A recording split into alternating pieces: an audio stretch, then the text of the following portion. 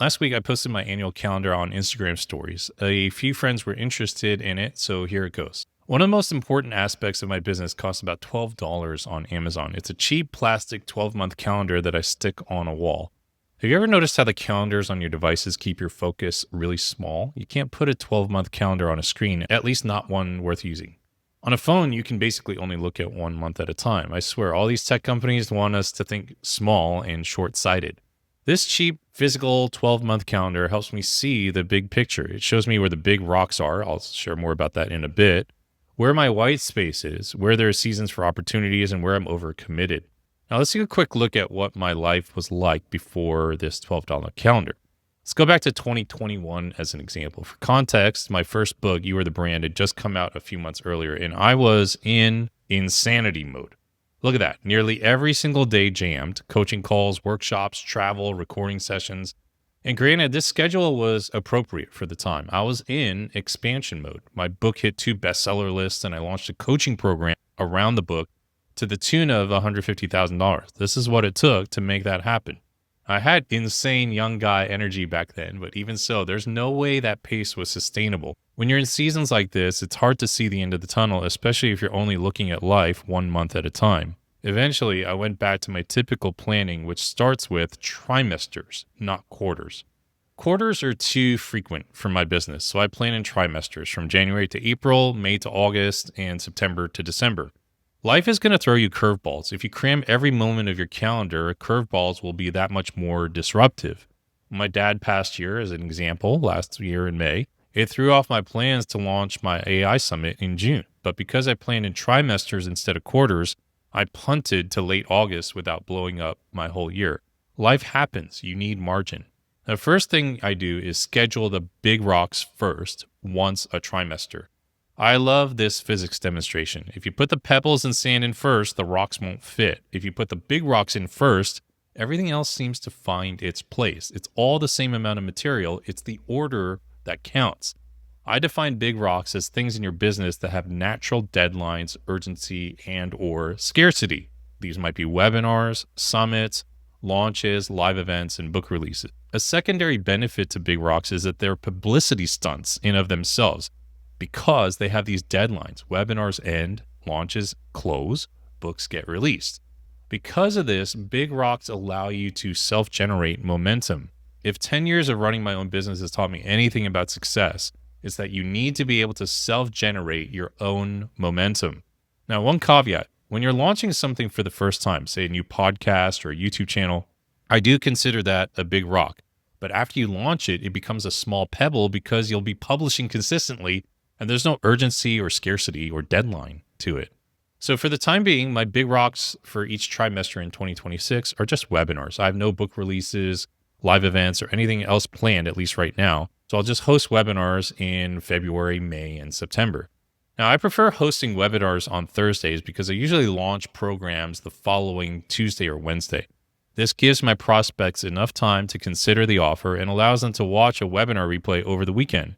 Then they still have the following Monday, a business day, to decide. My programs typically start Tuesday or Wednesday, so I've got that natural deadline. I don't feel like some sleazy internet marketer who's pounding the cart close date harder than you would a $2 steak at Sizzler. I've done Tuesdays or Wednesdays before if I want longer open cart periods. If I host a webinar on Tuesday, I can close the cart that Friday. If I do Wednesday, I can close the cart on Sunday. I've been successful at both, but personally, I don't like answering cart close emails over a weekend, so I stick with Thursdays for now. Another thing, in 10 years of my work, I've never not made money on a webinar. That is not to brag. It's just an objective truth. You work hard at it, you build an audience, you get better at what you do. You too can experience the same thing. Now, like you, I also have an inner critic who always runs his mouth about how I'm going to fail in life forever.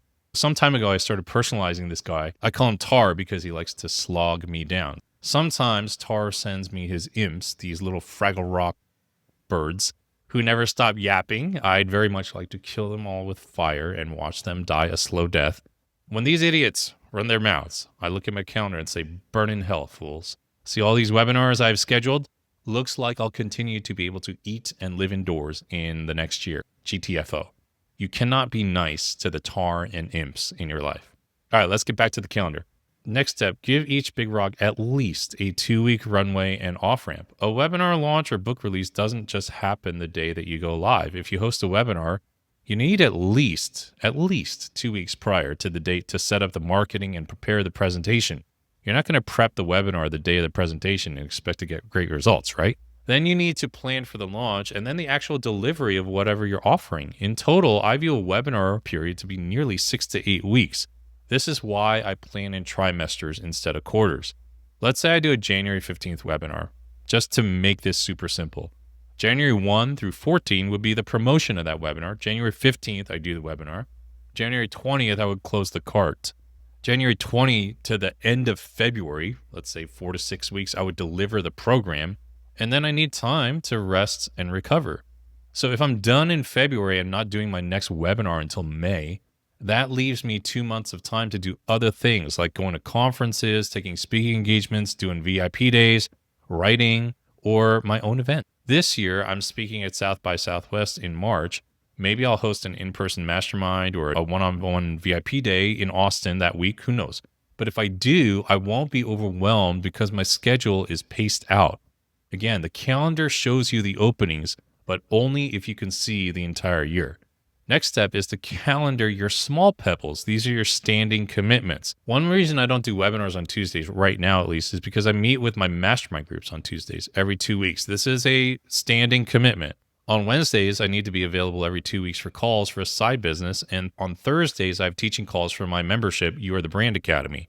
For several years, I've scheduled all these calls to be on the same week when possible. That way I have a teaching week or an on-stage week, and then the alternate week is a block week or off-stage week. I also almost never take calls of any kind on Mondays or Fridays. I use those days for content creation and working on the business. I literally put block on my calendar for those non-teaching weeks, and Mondays and Fridays aren't available on my typical scheduler. Now, this may look like a lot of free time, but I always, again, have other things that come up, events, communities that I want to join. I still need to grow after all, or time to work on my business instead of in it. I can also take that time to read or learn a new skill. For example, last year, I really committed to learning some basic video editing and some AI. All right, so the next step is to block your content creation days. After wandering around my content creation for about a year, I locked in at the gentle behest of Ryan Levesque to write a weekly newsletter. I figure if I want my newsletter to be really good, then I need actual time to research, think, and write. Right now, I write on Fridays and Mondays and chip away at it through the course of the week, and then I publish on Tuesdays. Those days also include recording the newsletter for YouTube, syndicating the audio to my podcast, and formatting the newsletter for email. This all takes much more time than you think, and it's one of the things that I'm hiring for this year. Bottom line, AI slop is everywhere. I don't think average is going to cut it anymore. So I'm giving more of my own effort and intention to putting my best stuff out there. I hope that you can feel the home cooking in these episodes and my newsletters these past 3 months. All right, last step, schedule your time off. I might be the worst boss I've ever had. It's close. All right, now boss Kim, he always expects me to work long nights and never gives me a vacation. So to overrule him, I schedule my time off ahead of time. This year, got spring break in April. Why should only college kids get this? I'm taking my whole birthday month off in June, and I'm also cheating the calendar to get July 4th weekend off too. Fall break, that's Labor Day week. I cheat again, get the long weekend from Labor Day. And winter break, that liminal period between Christmas and New Year that we just went through. If you don't schedule time off, it usually won't happen. All right, here are my 5 principles for 2026. Everything in my calendar flows from these 5 principles. Number 1, fewer commitments. Number 2, stronger yeses. Number 3, slower starts. Number 4, deeper fulfillment. And number 5, cleaner endings. Now, I didn't get here overnight. None of this would be possible without the crazy seasons from years past when I've really paid the price to lay these strong foundations. You should not expect this kind of flow when you're in startup or build-up seasons. But for those who have laid strong foundations, let me unpack these principles. Number 1, fewer commitments. I don't want that 2021 schedule in 2026. I'm done with that pace. I'm older and wiser. I'm more established. I don't need that kind of energy. Stronger yeses. I'm willing to give bigger yeses to my clients. One-on-one VIP days, smaller intensives and retreats. But these will also require stronger yeses from my clients. It'll require them to travel or a bigger investment or a willingness to work on a deeper level. we both commit to bigger yeses, better things will happen. Slower starts. My morning routine, except for the cold showers, typically go at a turtle's pace, but I've also been building waiting lists for my offers so I'm not always guns blazing when heading into a launch. I'm giving things room to breathe. Deeper fulfillment. I love VIP days, intensives, and retreats. They take a lot out of me, but only if I don't schedule my year. I think I'm good at them too. So again, stronger yeses, deeper fulfillment. I also love writing these newsletters and recording these episodes. And while they're not always easy, I'm so fulfilled when I wake up on a Tuesday knowing that they're out into the world, into your hands. So I'm chasing more of that kind of feeling. Finally, cleaner endings. Every commitment I have right now ends in June. I've always prided myself on offering clean off-ramps to my clients. I don't expect anyone to work with me until kingdom come, and neither do I want anyone to stay with me out of obligation. It's okay to be excited about something without it having to last forever. About 2 years ago, I read this book, Learning to Love Midlife by Chip Conley, and I met Chip at a retreat in Santa Fe years earlier where he shared thoughts on ego, soul, and legacy. I was excited when this book came out. One of my favorite concepts, take one gap year for every decade you live. I'm thinking about doing that, starting in June maybe. Predictably, Tar and the Imps tell me I'm insane, but I at least need to have this option on the table, and I'm running out of years before I'm no longer in my 40s. Maybe I'll keep working past June, revitalized with new passion for taking what I've built to its next evolution. Maybe I'll sunset everything and move to Tibet to become a monk.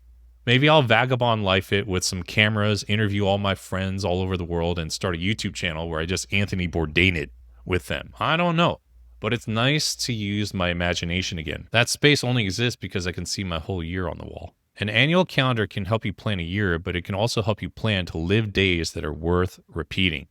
So a quick recap. Number 1, get a 12-month calendar for your wall. Number 2, divide your year into trimesters. Number 3, plan one big rock per trimester. Number 4, calendar your small pebbles. And number 5, schedule your time off. Now, this isn't prescriptive. It's not gospel. You don't have to do it exactly this way. This is just how I do it. I do hope some of these concepts will help you think differently and that you can apply something to your own calendar. And I mentioned in the last episode that I try to make each one of these newsletters and episodes worth $500 in insight. I know that if you plan your year with intention, however you do it, you will reap that many, many times over. If you found this episode helpful, it would mean a lot to me if you'd like the video, if you'd subscribe to my YouTube channel if you haven't yet done so. And if you are interested in working with me in 2026, get on the wait list for You Are the Brand Academy. I mentioned that a couple minutes ago. This is my monthly membership where I coach solopreneurs to get through their first or second six-figure barrier, and I will be opening doors to this in several weeks. So get on there. It's at youarethebrandacademy.com. It does not obligate you to join, but I'm excited about this year. I'm excited about the margin that I've got to be able to give you and others my best energy if this is the right container for you. And I will see you on the next episode. Okay? So long.